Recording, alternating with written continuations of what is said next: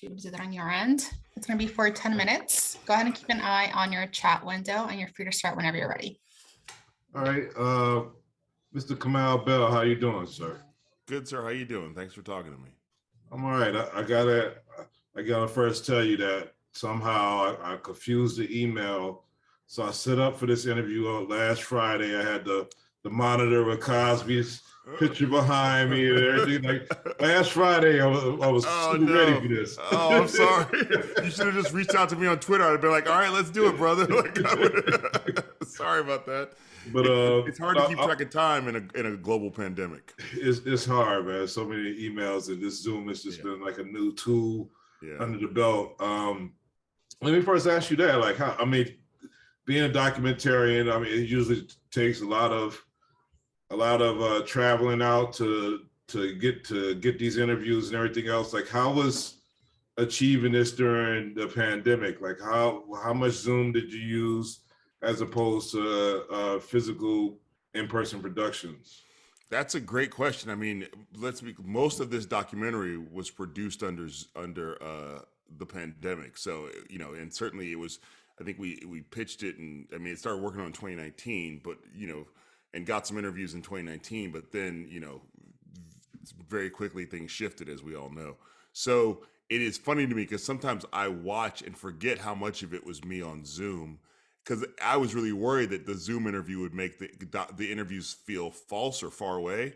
But I would give it to the credit to the subjects, like, because a lot of them knew my work from United States of America, they felt comfortable with me before they even sat down. And there would be some talk at the beginning of like, oh, I wish you could be here. Or, I thought you were going to be here. And I was like, yeah, I know. It's just we're trying not to die.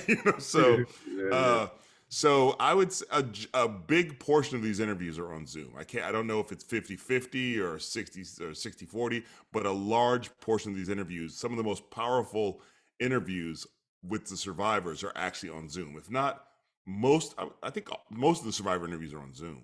Yeah. I gotta say, like, I'm a big Cosby fan. So part of the people that you were talking to, that you feared how they gonna feel about it, and how they don't want people talking about them. That I'm probably coming from that group. Okay. And I'm also a father. I have 4 kids, 3 daughters. I respect women. I'm 3 daughters too. Yeah, so it's conflicting to me, and I watched this, and I felt there was a lot of compelling stuff. I still am not all the way convinced. Are you surprised? No, I'm not surprised. I think that this is the whole point of this, is that we have to have the conversation. I appreciate you watching it, because I think that's the first step, is like, and I don't think the conversation ends with the film. This is, now we're having the continuing conversation. So, if me and you were sitting, in your house or in my house or at a restaurant or at a bar, I would ask you, like, what are you still not convinced by? I would sort of like, and we would have that conversation. So whether or not we have that conversation here is up to you. But for me, it's like, it's the idea for me, I would say, is that so I grew up a Cosby fan. He was my hero. Loved him. Absolutely didn't want to believe this stuff was true. But then at some point, for me personally, having talked to women in my life, we know that sexual assault and rape is underreported generally, because women feel like if women have seen how with other women, they are not supported, taken seriously, and the criminal justice system does a bad job and often blames the victims. So I would go like, okay, so and it's even worse if the person who did it is a powerful man or a rich man. So when you add all that stuff together and then go, over 60 women are lying, like, it just, when their lives are all materially like affected in a bad way from coming forward, I just have a hard time not believing. Yeah, I mean, like I said, there was a lot of compelling stuff there, but we also coming off a year where, a good portion of 70-something million people think that Trump won the election also. I know it's not the same, but I'm saying, like, there still could be, like, untruth in numbers, so But I did appreciate like all the people, especially hearing from, you know, a lot of the people that I respect and everything else. But do you feel like you got to tell like the detractor story enough in there? Do you feel like that you balanced it with the diehards that still don't believe it? Do you feel like I mean, that? you know, as I'm making this, there's this idea of like, you know, what is this? What is this story? What are we trying to tell? How am I trying to tell it? And at some point, when we worked on it, it became clear that it was like this is really an op-ed that is being written by me in documentary form. And so some people would say, why did you reach out to Bill Cosby for him to speak out in this? And I was like, and I never felt like this was about, he has let us know what he feels about this. His version of this is out there many different ways, and he has denied it the whole time. So I felt like it doesn't seem like having him tell his side of the story is going to be additive to this. And then on top of that, it's like, once I sat down with these women and really heard their story and they trust me with their story, I don't know that having interviews with people who absolutely don't believe any of these women actually helps the fact that when we have this evidence that as I believe that Bill Cosby has said that I have drugged women and entered into the area between consent. What is it? The area between rejection and consent. However he puts it, permission and consent, permission and rejection. I enter into the area between, and you go, that's not a place, right? Yeah. Like that's not a place. Like me and you, I would hope, you know, that if a woman doesn't say yes, then it's a no. And just because she's drugged, that doesn't say that's a soft yes. Yeah. So for me, once I heard that piece of it, that Bill Cosby said in his deposition, I entered into the area between permission and rejection. I don't know how to make the rest of it. I don't know how to make it seem like this didn't happen. So, and I think for me to then bring in people who don't, I feel like if you're a detractor, I hope you watch it. And if you hear that and you still don't believe any of these women, I really don't know what to do with you, in the same way that like if you believe that the COVID vaccine is going to make you magnetic, I don't know what to do with you other than wear my mask and create a society where it is safer for me to be out in the world and you don't give me COVID. Yeah. Do you hear the argument, like whether he's guilty or not? Just, you know, like how Black people celebrated OJ or whatever else, that there still seems to be some unfairness when you go through the Epsteins and the people that was on Epstein's plane, and you know, all the people that it seems like when somebody does get the hit, when everybody should have took the hit, it's a Black man. Like, did you hear that part? I hear those. Well, let me be clear. White supremacy is the law of the land of the United States of America. So that is going to prioritize white men over everybody, and successful white men and rich white men and over regular white men. So that's the baseline. So they're absolutely, the criminal justice system is happy to have a Black person entrapped in its web, whether that Black person is rich and successful or whether that Black person is poor and unknown. So those things can all exist. Now, saying all that doesn't mean that there aren't times when Black people commit crimes, and it doesn't mean there aren't times where white men don't commit crimes. It's just, all of these things are happening at once. So I would say this. So full stop. So I understand that the criminal justice system is like, yay, we got OJ, yay, we got Bill Cosby, and yay, we're going to use this. We're going to use this as a way to tear this man down. Absolutely. So we can have that conversation about how can we free the criminal justice system of racism.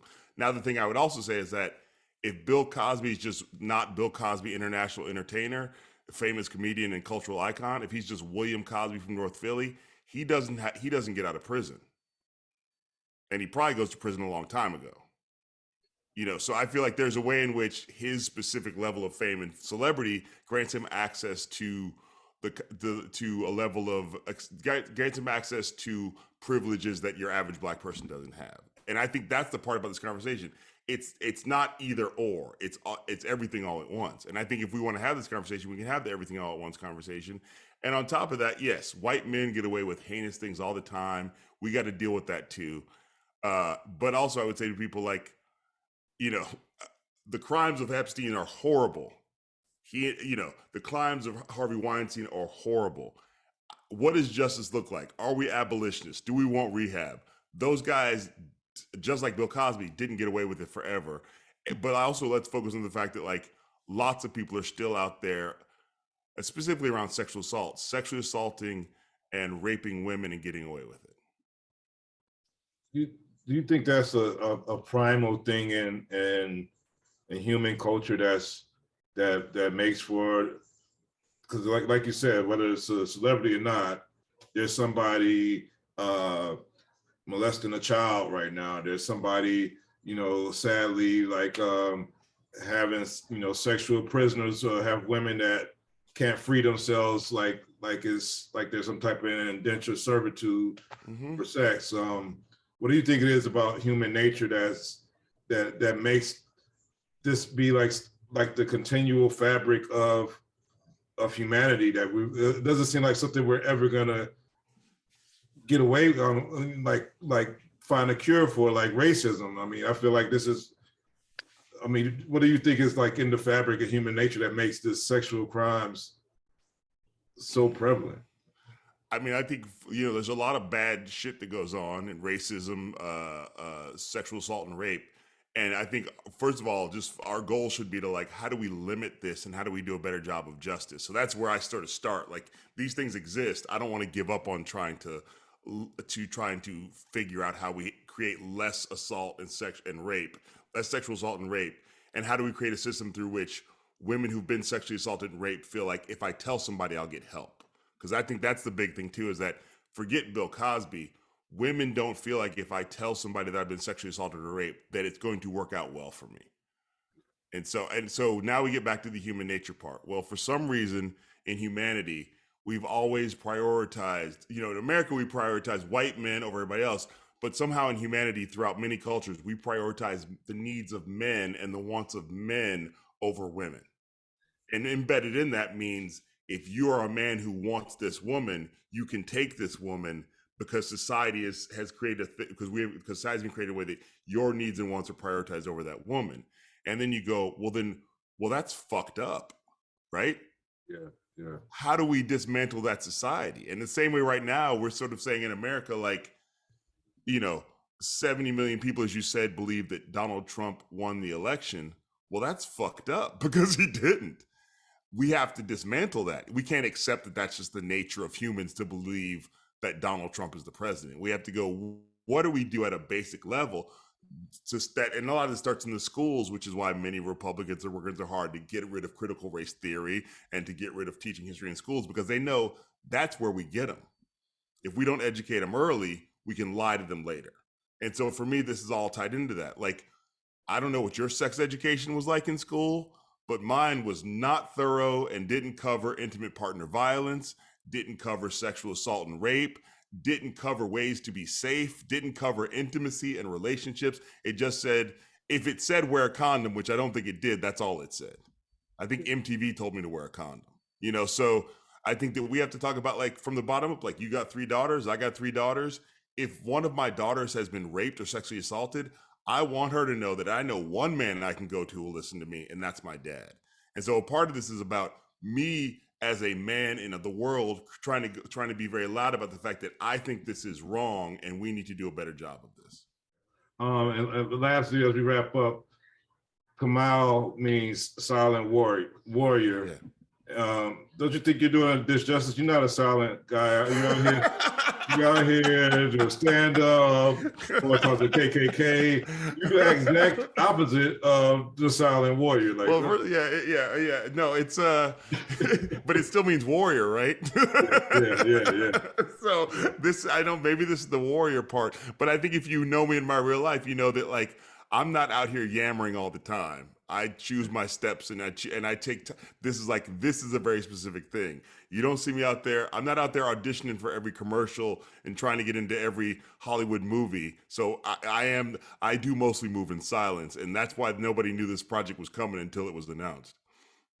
Congratulations on a good project. Like I said, I was all the way tonight. I've seen a lot of compelling evidence. I still have so much. Brother, let me be clear about this.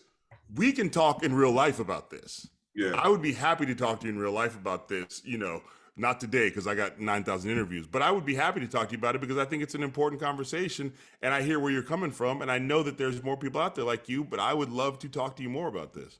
Well, look, I'm gonna follow you on Twitter if I haven't, and hopefully we connect later on. Just look for the BlackTree TV follow, and I know your work. I know your work. Yeah. Appreciate your time, brother. Congratulations, and I wish we was in Sundance talking about this on the slopes, but hopefully next year we'll get out this pandemic. Yeah, unless I'm canceled, then you'll be there without me. So we'll see what happens. No, we're not letting none of us get canceled, man. Okay, all right, brother. Speak your truth, man. Be a brave warrior. Even if it's tough conversations, that's hard for some of us to digest. Yeah, you need to be able to say it. So I applaud you on that. Thanks for your time. Thank you. Thank you.